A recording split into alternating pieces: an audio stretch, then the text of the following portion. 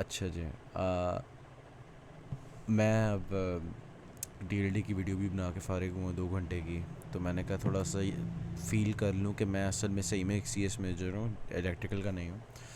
तो थोड़ी सी ऊप के ऊपर बात करने वाला हूँ। तो ऊप की आउटपुट ट्रेसिंग के लिए कुछ मैंने प्रॉब्लम अपने दोस्त के लिए बनाए थे।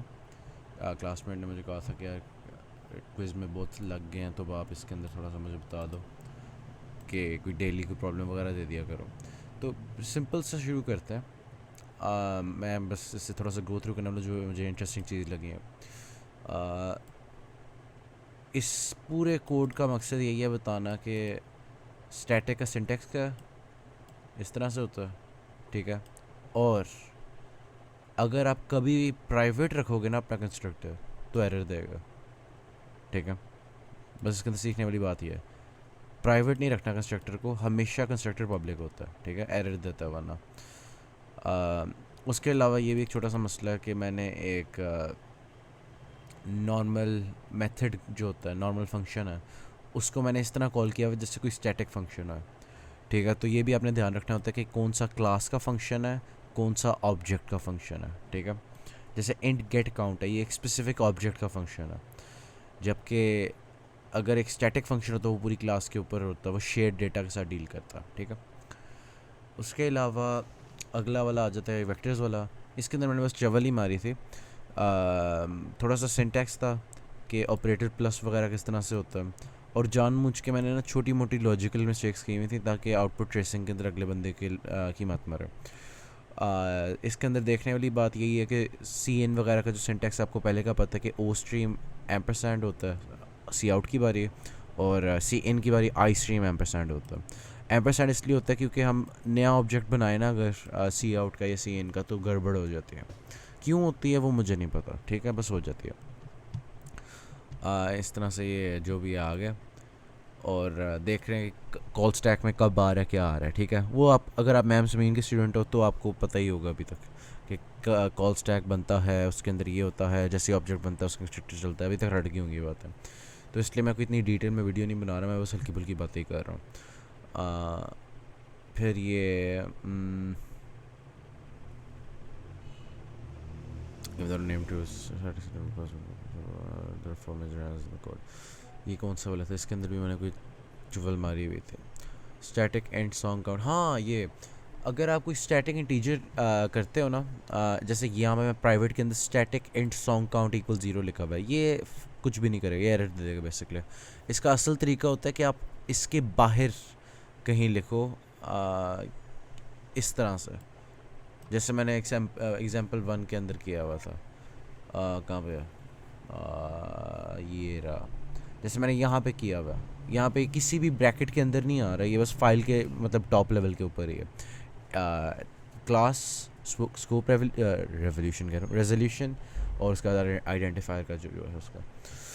तो एक ये बात है इसके अंदर देखने वाली। उसके अलावा मैंने ये नेम स्पेस एस नहीं डाला था, तो वो भी कभी कभी हो सकता है चवल मार दे मेरी तरह। उसके अलावा ये है कि ये याद रखना है कि जब भी आप डिस्ट्रक्टर बना रहे हो, क्या वो डायनामिक रे है या स्टैटिक रे है।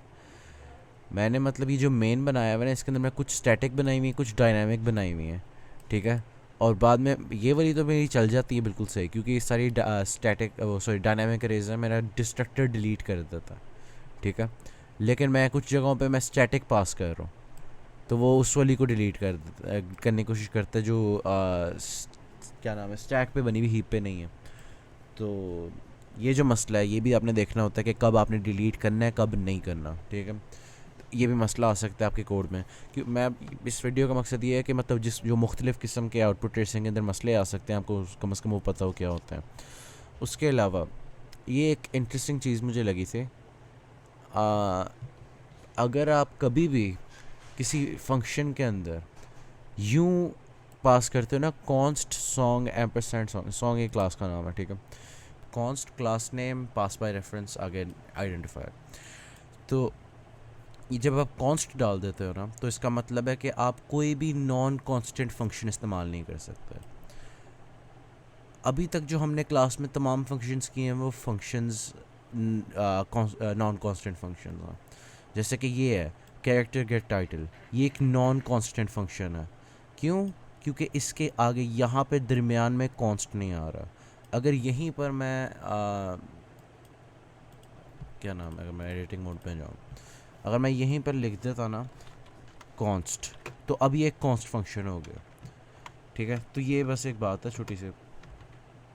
तो जब आप प्ले सॉन्ग के अंदर, जो कि एक कॉन्स्ट सॉन्ग है, आ, इस आ, इस चीज़ ये करने की कोशिश करते हो, तो वो एरर दे देता है। वो कहता है कि आपने यहाँ पे कॉन्स्ट कहा हुआ है और आप एक नॉन कांस्टेंट फंक्शन इस्तेमाल कर रहे हो, क्योंकि बाहर से थोड़ी पता होता है कि अंदर फंक्शन के अंदर आप इसके अंदर इस चीज़ की वैल्यू चेंज कर रहे हो या नहीं कर रहे हो।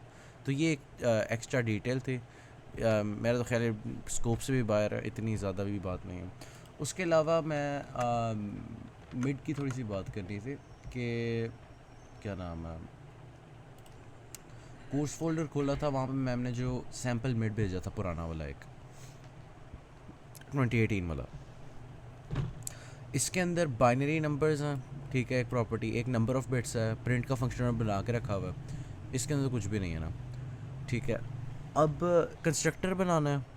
उन्होंने कहा हुआ जी कंस्ट्रक्टर बनाओ कि डिफ़ॉल्ट पैरामीटर्स ये हो कि ज़ीरो नंबर ऑफ बिट्स में और बाइनरी नम के अंदर नल हो। ठीक है, और इसी तरह मतलब उसको पार्स करना है, आपको स्ट्रिंग देगा। ठीक है, तो डिफ़ॉल्ट मैं देख लो ना कि एक कैरेक्टर स्ट्रिंग ले रहा है, सी स्ट्रिंग ले रहा है वैसे। ठीक है, उसके अलावा जो बात है कि B1 के अंदर B1 डॉट प्रिंट, ये तो कुछ भी नहीं है इसमें। B1 के अंदर डेटा नहीं है तो प्रिंट भी कुछ नहीं करेगा, तो उन्होंने फंक्शन बना के दिया हुआ है। ठीक है, तो ये इसके अंदर तो कोई बात नहीं है, प्रिंट तो हमने करना भी नहीं है। आगे बात आ जाती है B1 equals B2 plus B3 वाली। ये लाइन के अंदर वो ऑपरेटर इक्वल्स और ऑपरेटर प्लस यूज़ होएगा। ठीक है, तो इसके अंदर आप खुद ही बाइनरी एडिशन वगैरह करोगे।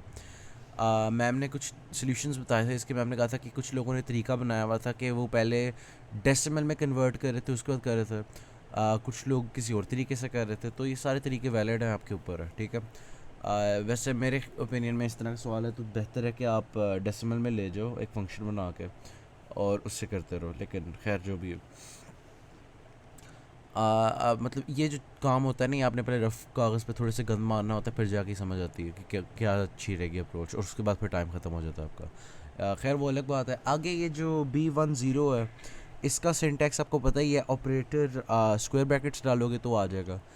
आगे फिर जो एक बात मैं यहाँ पे मतलब देख के मुझे चेक करनी पड़ी थी, वो ये थी कि B3++ जो है, मुझे याद था कि प्लस प्लस B3 और B3++ को डिस्टिंग्विश करने के लिए ना एक डमी इंटीजर पास किया जाता है इस तरह से।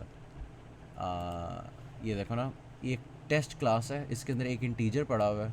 ठीक है, वो बस इनिशियलाइज हो रही है, तो इसके अंदर दो मेथड्स हैं। मेथड्स नहीं, मतलब ऑपरेटर ओवरलोडिंग हुई हुई है। ठीक है, अगर आप ऑपरेटर प्लस प्लस और साथ डमी आर्ग्यूमेंट भेजोगे ना इंटीजर, तो ये हो रहा है पोस्ट फिक्स कॉल्ड। ठीक है, और अगर आप वो डमी आर्ग्यूमेंट नहीं भेजते, खाली ब्रैकेट्स पड़ी हुई हैं, तो प्री फिक्स कॉल होता है। तो यही मैंने यहाँ पे डेमोन्स्ट्रेट किया हुआ है कि सी आउट करा के। और सी आउट कैसे कराया है वो भी आपको पता ही है, O stream ampersand, O stream ampersand, अंदर बस यही है कि जो नंबर है वो प्रिंट हो रहा है। तो अगर मैं इसको रन करूँ तो ये आप देख सकते हो कि पोस्ट फिक्स जो है वो पहले कॉल हो रहा है। ठीक है, तो ये अगर मैं इसकी डेफिनेशन पे जाऊँ तो ये वो वाला है, पोस्ट फिक्स के लिए इंटीजर आता है ब्रैकेट्स में, प्री फिक्स के अंदर इंटीजर नहीं आता ब्रैकेट में। ये बस एक याद रखने वाली बात है। बकाया सारे तो मतलब काफ़ी इंट्यूटिव सी नेमिंग स्कीम है, आपको पता ही है, operator brackets, operator square brackets. ये मैंने एक बात करनी थी। उसके अलावा ये स्ट्रिंग वगैरह के अंदर किस तरह से हो रहा है वो भी आपको पता ही है। अगर आप नॉर्मल, अच्छा देखो ना, ज़रूरी नहीं है कि हर किस्म की क्वांटिटी के अंदर एडिशन जो है वो कम्यूटेटिव हो। हाइपोथेटिकली स्पीकिंग किसी में नहीं भी हो सकती। खैर, तो इसलिए एक अलग तरह से इनको ट्रीट किया जाता है। अगर मैं यहाँ पे लिखूँ, एक सेकंड, अगर मैं यहाँ पे लिखता हूँ ना ऑपरेटर प्लस, अच्छा हाँ पहले कुछ रिटर्न टाइप कर, फिलहाल वॉइड कर देता, मैं कुछ रिटर्न नहीं कर रहा। नहीं वैसे ये तो कोई तुक नहीं बनता, टेस्ट ही कर देता। ऑपरेटर प्लस, और ये कैरेक्टर इसके साथ प्लस होने की कोशिश कर रहा है। ठीक है, एक आप ये करोगे और एक आप अगर करते हो कि टेस्ट ऑपरेटर प्लस कैर टेस्ट, तो ये अलग अलग चीज़ें हैं, ठीक है। ये बेसिकली हो रहा है कि आप यहाँ पे कोई स्ट्रिंग लिखी हुई है, जैसे यहाँ पे 10101 थी, और यहाँ पे कोई टेस्ट का ऑब्जेक्ट है T1, और ये यहाँ पे ये हो रहा है कि यहाँ पे T1 पड़ा हुआ और ये हो रहा है, तो ये अलग अलग चीज़ें होती हैं, इनका अलग सिंटैक्स होता है। ये वाला बाहर होएगा क्योंकि इसके अंदर जो फर्स्ट वाला ऑपरेंड है वो ये है, एक पहले की डिफाइंड चीज़ है, जबकि टेस्ट वाला जो केस है जिसके अंदर टेस्ट पहले आ रहा है, उसके अंदर टेस्ट हमने ख़ुद डिफ़ाइन की है, वो पहले का डिफ़ाइन नहीं है, इसलिए उसका कोई मसला नहीं, तो वो खुद ही फिट हो जाएगा, तो एज अ मेथड काम कर लेगा, ठीक है। तो ये बस कुछ छोटी मोटी बातें थी, उसके अलावा मेरे ख्याल में कोई ख़ास बात नहीं है करने वाले।